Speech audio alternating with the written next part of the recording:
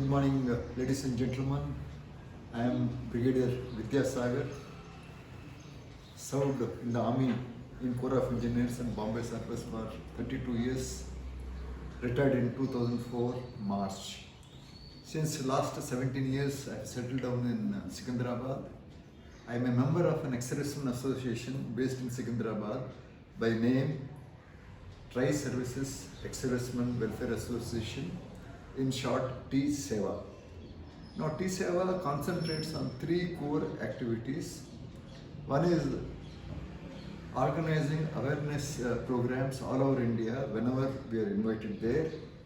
In the awareness programs, we try and educate the ex-servicemen and Veernaris of their entitlements like pensions, like ECHS, like CST.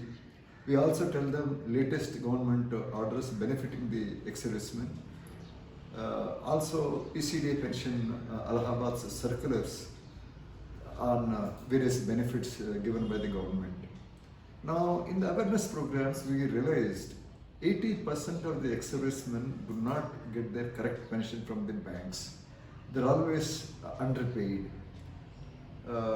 Also we felt almost 95% of the pensioners do not know their entitlements in total. So in the pre-lunch session, we give them all the details in the form of MS PowerPoint presentations. In the post-lunch session, we sit with the ex-servicemen and Veernaris, listen to their problems, understand them, and try to resolve them as many as we can. If we cannot, then we bring their cases to Secunderabad, take up the cases with the appropriate authorities, basically the service headquarters, the PCDAs, like for Army, PCDA Pension Allahabad, for Navy, PCDA Navy Mumbai, for Air Force, Joint CDA Air Force, Subrato Park, Delhi CAT. We also take up cases with the record offices, but most of the cases we take up with the Central Pension Processing Center of the banks, because the men are, the ex-servicemen and also Veernaris are not being paid their correct pension. This is about awareness programs. Second activity we undertake is the legal cases. Now what happens, government at times gives benefit to an ex-serviceman but denies the same benefit to another ex-serviceman of the same rank and same group. In the case of JSOS, it is very, very time consuming and costly for one individual to go to the AFT and challenge the discrimination. So we get a similarly affected ex-servicemen and we file a class action suit. So far we won 5 such cases. Out of 5, 3 are for broadbanding benefit. We charged a Sipai just 1,000 rupees and got him arrears of 1.75 lakhs. This is the service we are rendering to the ex-servicemen and Veernaris. Third, of which I am very proud, is the philanthropic activities TSEWA undertakes. In the last 6 years, our members have contributed a lot of donations. We also got some fixed deposits and we dispersed 38 lakhs to our ex-servicemen, Veernaris, and even to some of the civilians. Basically, the ex-servicemen and Veernaris are in a penury. We help them by providing school fees, college fees. We also provide them some financial assistance to tide over their problems. So these are the 3 activities. Now, we keep getting a request for members as well as non-members of TSEWA to educate them on certain subjects. Today, the subject which has been requested is about pensionable service. This is mostly for the officers. JSOS is not a problem. I will explain both. The subject is a pensionable service. Now, what is a pensionable service? A pensionable service is basically for JSOS you have to put in minimum 15 years service, then only you get pension. But if some seek a premature retirement, then the service chief has the authority to condone some portion of so that if he is falling short by, let's say, 3 months, then the chief of Army, Navy, Air Force, they can condone it and provide him a pension. But generally, JSOs who are supposed to put in 15 years of service to earn pension. For JSOs who are in the administrative trades, like there are barbers, there are safai, there are washermen, there are equipment and boot repairer, there are cooks. Such administrative trade, then that JSO or OR has to serve for 20 years to earn pension. So this is the pensionable service. Now as far as officers are concerned, they have to serve for 20 years to earn a pension. And the more service you put in, naturally your pension is going to be higher. But in the officer cadre, you find there are different types of officers based upon the type of entry into the officer cadre. The pensionable service depends upon the type of entry, which is a bit odd, but that is the way the rules have been framed. Now let us go through the type of entries into the officer cadre. For JSO, it is very simple. You just get enrolled as a Sipai, then you serve for a number of years. For JSO, the date of retirement is number of years of service you put in. For example, earlier Sipais used to serve for 15, now it is been extended to 17 years. Naik 20, Havaldar 24, 26, then Naik Subedar 28, Subedar Saab 30, Subedar Major 33, or 4 years as a Subedar Major. These are the basically term of engagement. So whenever you retire, when you join, that means date of enrollment to date of retirement as far as the JSOs is concerned is their pensionable service. Now there are very few JSOs who have service in a state government or a central government before they become a Sipai. If there are any such JSOs then their service before they join the army, but it is a service in the government service, state government or central government, that is also added to their pensionable service. Now as far as the officers are concerned, let us see their type of entry. Now the bulk of the officers come from NDA, Khadakwasla. Before that they used to come from a joint services wing in Clement Town, Dehradun. So presently the cadets undergo 3 years training in NDA Khadakwasla, as most of you know. Most of you are ex-NDAs. Then you do 1 year training in your respective services. If you are Army cadet in NDA, you come to IMA, do 1 year training, then you get commissioned as an officer. That is your date of commission. Now if you are from Air Force, then you go to Air Force Academy, Dundugal, Hyderabad, do your training and then get your commission. That is your date of commission. Similarly, the naval officers, naval cadets of NDA, they go to Naval Academy at Eji Malai in Kerala today, and they carry out rest of the training and then they get commission, and that date of commission is known as date of commission. Now some who write the combined defense services examination and join army directly in IMA Dehradun, in my time of 70s, they have to be minimum intermediate. So they used to do 2 years training, then they get commission. Same with the direct entry cadets of the Air Force, they go to Air Force Academy, and naval cadets go to the Naval Academy, nowadays Ijimalai. Now we have technical graduates who complete their degree engineering. In my time, 5 years degree engineering. Presently it is 4 years degree engineering. And then they are taken into Army, Navy, Air Force, and they get commission after 1 year training in their respective academies. We have NCC cadets who are known as Officer Training Unit, OTU. Then they also join IMA and then they do training like a direct entry and get commission. Now pensionable service, you got to understand, depends upon the type of entry because it is the terms and conditions between the cadet and the armed forces. Now let us see what are the terms and conditions.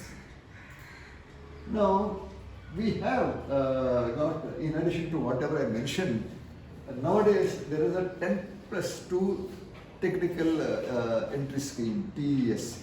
Earlier it used to be Navy. Navy, that way, is a very intelligent service. They used to attract the students who finished 10+2. Then they have got an examination, and if one qualifies in the exam, then he is sent to the SSB. If he gets selected, then he joins INS Shivaji at Lonavala in Maharashtra. Then they carry out 4 years training, and then they get commissioned as a permanent commissioned officer in the Navy. Army also copied that system. Nowadays we have a cadet training wing in 3 institutions. One is the College of Military Engineering, Pune, then Military College of MCT, Telecommunication Engineering at Mau, and finally MCME, Military College of EME at Secunderabad. There the cadets are taken after their entrance exam and SSB. 3 years training they undergo.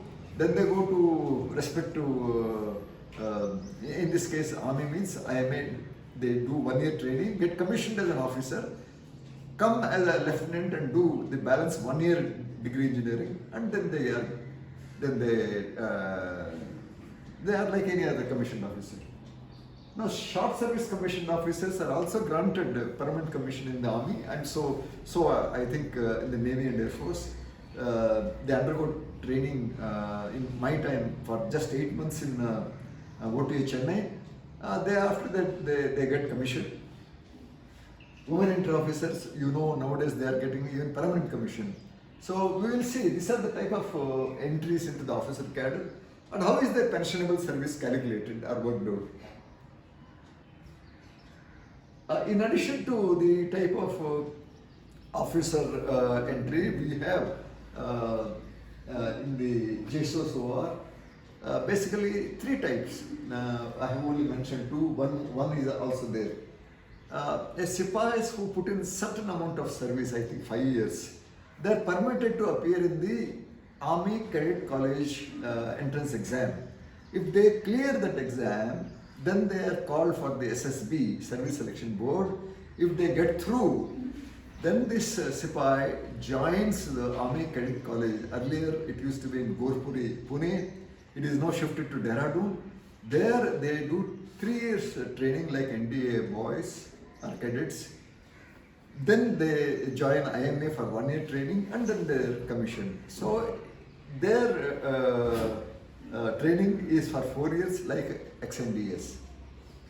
Now we have in the armed forces, at least in the Army, I know, there are certain specialists who have thorough knowledge in that particular profession. They can be known as quartermasters, who are good in quartermaster duties. In Corps of Engineers, we have 2 types of SL officers. One is the Technical Equipment Officer, TEO, and Barrack and Store Officer, who basically work in the MES. Then in the signals, we have 2 types of officers. One is Cipher Officer, who are good in cipher duties. Another is the Technical Equipment Officer, who deal with the signal equipment. Now in the EME, there are a number of trades. One I know is EIA, Armament Inspectors. Then you have a general, it is not general service cadre, it is general service. So those who work as record officers, they are in this general service. Then nowadays, to enhance the chance of JSOS who are becoming commissioned officers, earlier they created 2 types of commission. One is a regimental commissioned officers and a special commissioned officers. Now both are merged as a special commissioned officers. This is the type of officer entry. We will see now how their pensionable service is worked out. It is not same for everybody. Now everybody knows these are the 3 types of dates. One, the date of commission. Whenever you pass out from your academy, that is your date of commission. Date of retirement, as far as the officers are concerned, it is based upon your age. Colonels retire at the age of 54, brigadiers 56, major generals 56, lieutenant generals, army commanders 60, chief of army staff 62 or 3 years as a chief. Now date for promotion, this is also very important. It has got a bearing. Next.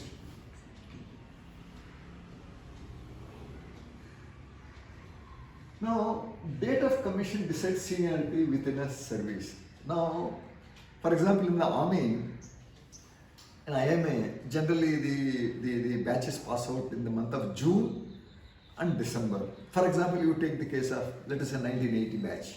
So 1980 batch means anybody who is commissioned in the calendar year 1980 with the seniority, that is known as the batch. For example, there are 80 June batch, 80 December batch, generally from IMA.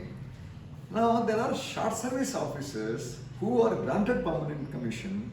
Say he would have been commissioned in 78 because he did only 8 months training.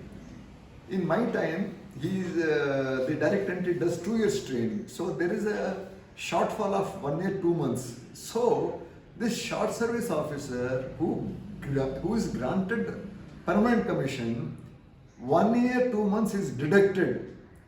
That means from 78 he will fall into 1980.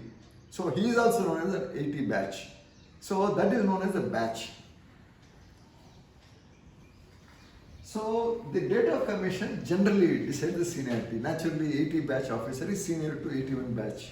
And also their promotion boards are held batch wise. First 1980 batch is held from nowadays lieutenant colonel to colonel. Thereafter 81 batch, again from lieutenant colonel to colonel, then 82 batch. So this date of commission that way decides your seniority. Pensionable service is counted from the date of commission to date of retirement in most of the cases. I will explain to you which are type of entries. This varies from type of officer entry. This is what is very, very important. Next.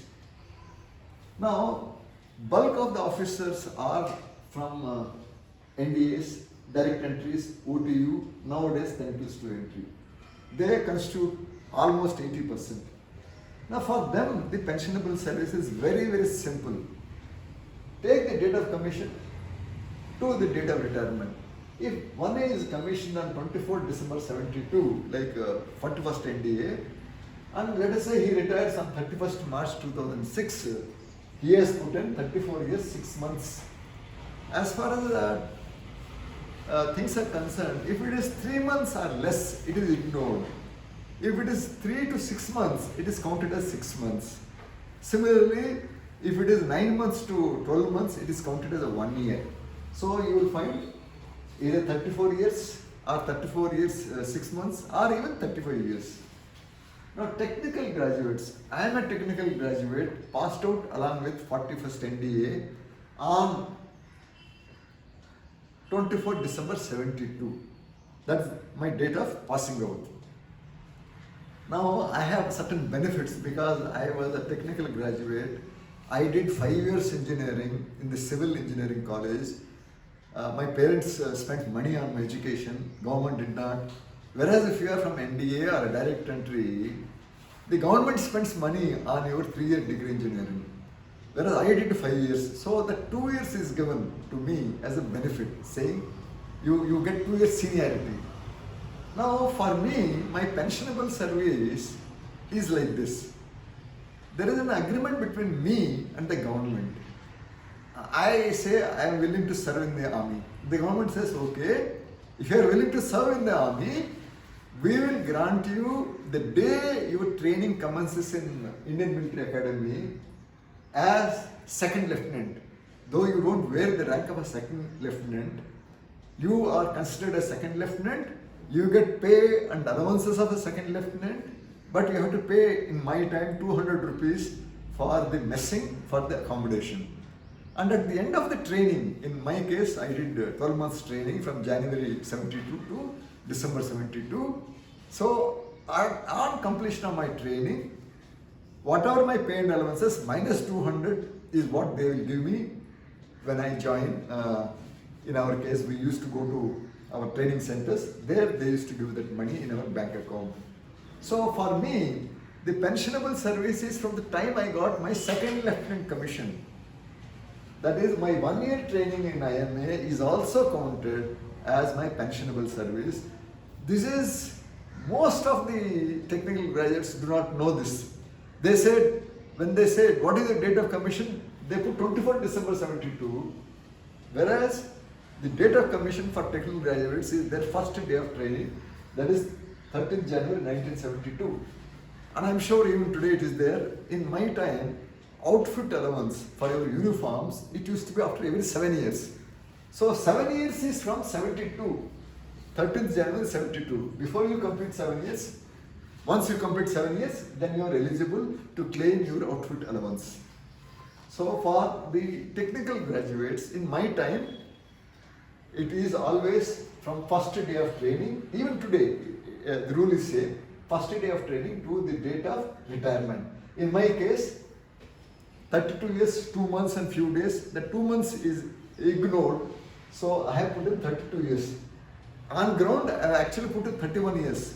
But 1 year of my training is also considered as a pensionable service. That is the term and condition, so you cannot argue with me why technical graduates get this benefit. Next. SEC entry, SL officers, special commissioned officers.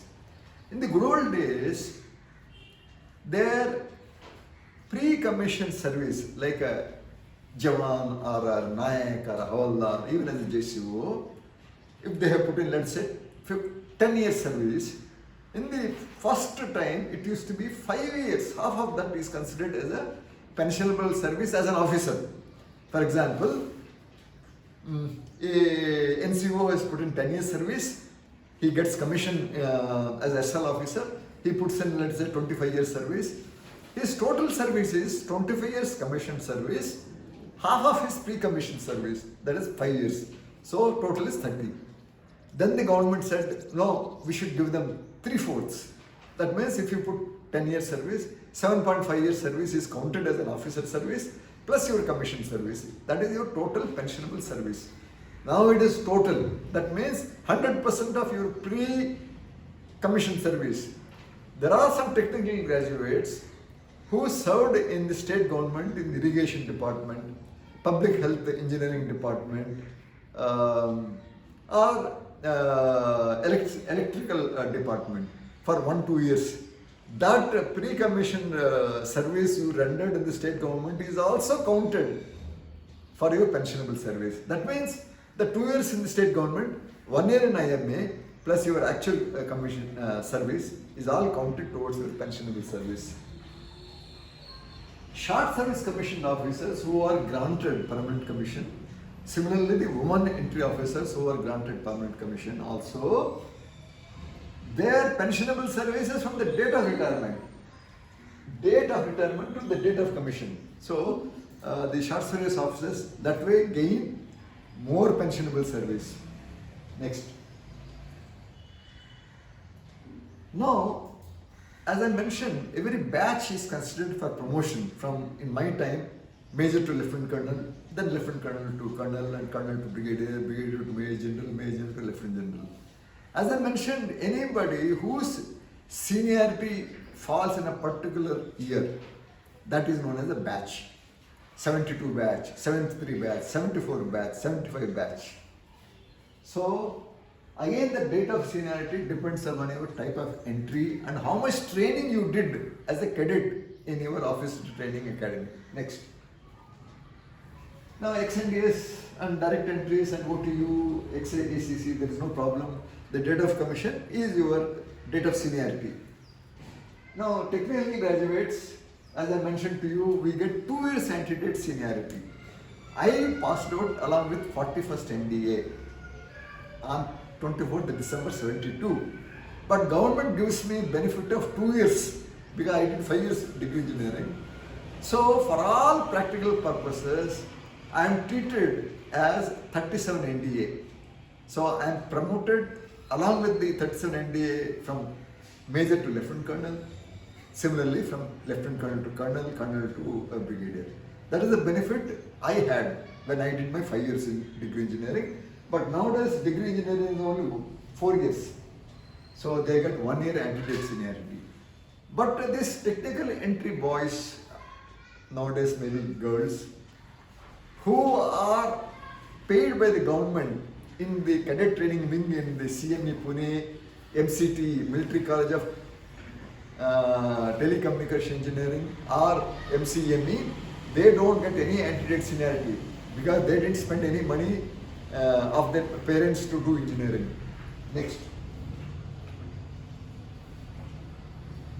Now, short service officers in my time, they used to do 8 months training in OTA Chennai, whereas direct entry does 2 years. So there is a gap of 1 year, 2 months.